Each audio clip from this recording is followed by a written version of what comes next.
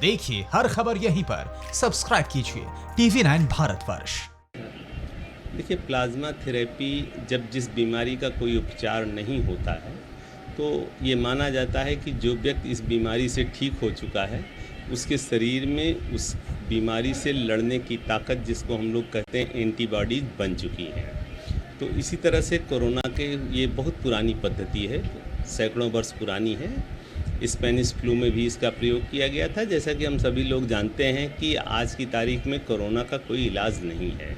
तो जो कोरोना से पूरी तरह से ठीक हो चुके मरीज़ हैं, जिनका पूरी तरह से जिनके शरीर से कोरोना का वायरस निकल चुका है, ऐसे मरीजों का प्लाज्मा फेरेसिस मशीन से निकाल करके उसको जो बीमार गंभीर मरीज़ होते हैं उनको दिया जाता है। और ऐसा देखा गया कि उनके अंदर जो है काफ़ी पॉजिटिव रिस्पांस आए। जो लोग वेंटिलेटर पर थे वो जल्दी वेंटिलेटर से हटा लिए गए और स्वस्थ होकर जाने लगे हैं। अभी बाहर कई जगहों पर किया गया है और कल सबसे खुशखबरी की बात है, कल जो है KGMU के डॉक्टर्स ने भी दिया है और यहाँ पर उनको जो ट्रांसफ्यूज़ किया गया है। मरीज़ की हालत अभी बता रहे हैं स्थिर है।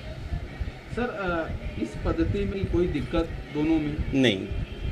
इसमें एक्चुअली जो मशीन होती है, जैसे आप प्लेटलेट की मशीन जानते हैं कि केवल मशीन मरीज़ को लेटाया जाता है, उसके ब्लड से प्लेटलेट सेपरेट कर लिया जाता है, उसी तरह से इसमें भी मरीज़ को लेटा करके उसका ब्लड जो है से केवल प्लाज्मा निकाल लिया जाता है। तकरीबन 400 ml प्लाज्मा निकाला जाता है। मरीज़ को किसी प्रकार की कोई तकलीफ़ नहीं होती। चूँकि केवल प्लाज्मा निकाला जाता है तो इससे जो है मरीज़ का हीमोग्लोबिन भी नहीं कम होता, किसी प्रकार की कोई थकान नहीं लगती, कोई वीकनेस नहीं होती, कोई भी। सिर्फ एक चीज़ होती है, इच्छा शक्ति होनी चाहिए कि अगर मैं ठीक हो गया हूँ, मेरे मन में समाज कल्याण और जन कल्याण की भावना होनी चाहिए।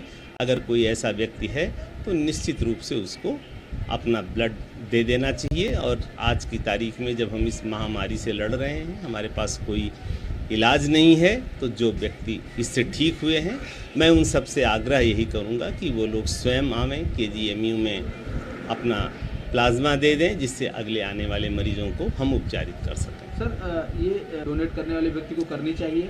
देखिए, डोनेट जैसे ब्लड डोनेशन में होता है कि पहले प्लाज्मा डोनेशन कराने के पहले मरीज़ का सारा जो व्यक्ति होता है, स्वस्थ व्यक्ति, उसका सारा चेकअप किया जाता है और जो उसमें सावधानियां बरती जाती हैं कि उसको कोई संक्रामक रोग ना हो, कोई क्रॉनिक डिजीज़ ना हो, जैसे वो मरीज़ जो है डायबिटीज़ का पेशेंट ना हो, हाइपरटेंशन का पेशेंट ना हो, थायराइड का मरीज़ ना हो, या कोई उसको उस तरह की संक्रामक मर्ज जैसे HIV है, हेपेटाइटिस B, C इत्यादि मर्ज ना हो, यही एहतियात बरता जाता है।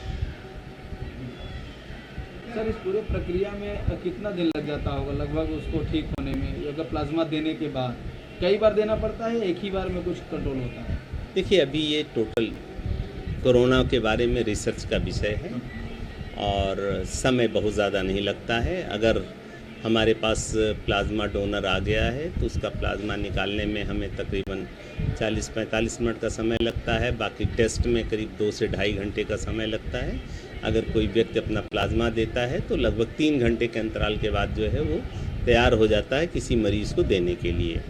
और इसको एक बार में पूरा उसमें ये डिपेंड, मरीज़ को ठीक होने का परिणाम डिपेंड करता है कि उस जिस व्यक्ति का हम प्लाज्मा निकाल रहे हैं उसमें कितनी एंटीबॉडीज़ हैं, कितनी सक्रिय एंटीबॉडीज़ हैं और कितना उनका टाइटर है, इस बेसिस पर है। तो इसके हिसाब से होता है और अभी ये रिसर्च का विषय है, अभी इसके बारे में बहुत कुछ ऑथेंटिकेटेड नहीं कहा जा सकता।